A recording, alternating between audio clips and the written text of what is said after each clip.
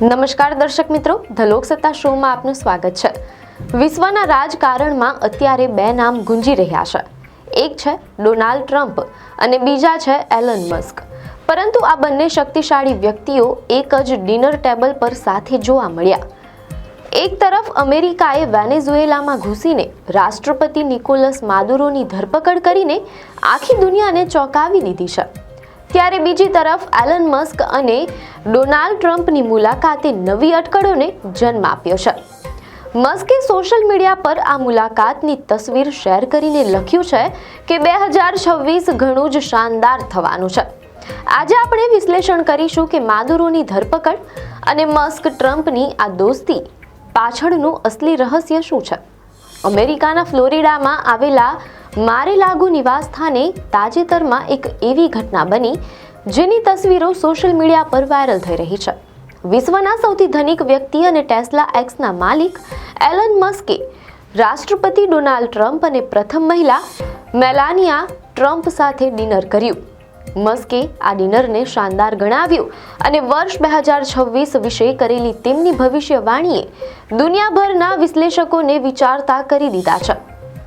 શું ટ્રમ્પ અને મસ્ક વચ્ચે ફરીથી એવી જ ગાઢ દોસ્તી થઈ રહી છે જે અમેરિકાના અર્થતંત્ર અને વિદેશ નીતિને બદલી નાખશે? આ સવાલ અત્યારે દરેકના મનમાં છે। એલન મસ્ક અને વેનેઝુએલાના રાષ્ટ્રપતિ નિકોલસ માદુરો વચ્ચેની દુશ્મની કોઈનાથી છુપાયેલી નથી। મીડિયા અહેવાલો અનુસાર માદુરોએ પોતાના શાસન દરમિયાન એલન મસ્કને વેનેઝુએલાના કટ્ટર દુશ્મન જાહેર કર્યા હતા। એટલું જ નહીં, તેમણે વેનેઝુએલામાં મસ્કના સોશિયલ મીડિયા પ્લેટફોર્મ એક્સ અગાઉનું ટ્વિટર પર સંપૂર્ણ પ્રતિબંધ લાદી દીધો હતો। બીજી તરફ મસ્ક પણ માદુરોને સતત એક ક્રૂર તાનાશાહ ગણાવતા રહ્યા છે તેમ અહેવાલોમાં જાણવા મળેલ છે। જ્યારે અમેરિકી સેનાએ ઓપરેશન કરીને માદુરોને કસ્ટડીમાં લીધા ત્યારે મસ્કે જાહેરમાં ટ્રમ્પને અભિનંદન પાઠવ્યા હતા। વેનેઝુએલામાં અત્યારે ભારે અફરાતફરીનો માહોલ છે। માદુરો ન્યૂયોર્કની જેલમાં કેદ છે, ત્યારે વેનેઝુએલામાં લોકો રસ્તા પર ઉતરી આવ્યા છે। આ કટોકટી વચ્ચે એલન મસ્કે એક મોટી જાહેરાત કરીને માસ્ટર સ્ટ્રોક માર્યો છે। તેમણે કહ્યું કે તેમની કંપની સ્ટારલિંક વેનેઝુએલાના સામાન્ય નાગરિકોને મફત ઇન્ટરનેટની સુવિધા પૂરી પાડશે। મસ્ક જાણે છે કે માહિતીના યુગમાં ઇન્ટરનેટ એ સૌથી મોટું હથિયાર છે। વેનેઝુએલાના લોકોને હવે મસ્ક દ્વારા ડિજિટલ આઝાદી આપવાનો પ્રયાસ થઈ રહ્યો છે। આ પગલાંથી મસ્કની લોકપ્રિયતા વેનેઝુએલામાં આસમાને પહોંચી ગઈ છે। નિકોલસ માદુરોની ધરપકડ એ ડોનાલ્ડ ટ્રમ્પની વિદેશ નીતિનો સૌથી આક્રમક ચહેરો દર્શાવે છે। અમેરિકાએ બીજા દેશમાં જઈને ત્યાંના રાષ્ટ્રપતિને પકડી લીધા। તેનાથી રશિયા અને ચીન જેવા દેશોને મોટો સંદેશ મળ્યો છે। ટ્રમ્પ દુનિયાને બતાવવા માંગે છે કે અમેરિકા હજુ પણ સૌથી શક્તિશાળી દેશ છે। મસ્ક આ ઓપરેશનના સૌથી મોટા સમર્થક તરીકે ઉભરી આવ્યા છે।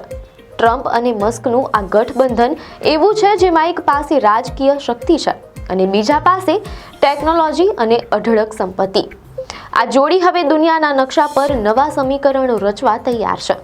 એલન મસ્કે જે 2026ના વર્ષનો ઉલ્લેખ કર્યો છે તે અત્યંત રહસ્યમય છે। શું મસ્ક અમેરિકાની સરકારમાં કોઈ સત્તાવાર ભૂમિકા ભજવવા જઈ રહ્યા છે? વિશ્લેષકો માને છે કે 2026 સુધીમાં સ્પેસ એક્સ, ટેસ્લા અને આર્ટિફિશિયલ ઇન્ટેલિજન્સ ક્ષેત્રે અમેરિકા એટલું આગળ નીકળી જશે કે તે વિશ્વનું એકમાત્ર સુપર પાવર બની રહેશે। વેનેઝુએલાના સત્તા પલટાથી લઈને ટ્રમ્પ અને મસ્કના ડિનર ટેબલ સુધીની આ કહાની શું દર્શાવે છે અને આવનારા દિવસોમાં શું બદલાશે તે તો આગામી દિવસોમાં જ ખબર પડશે। પરંતુ શું ટ્રમ્પ અને મસ્કની આ જુગલબંધી વેનેઝુએલામાં શાંતિ લાવી શકશે?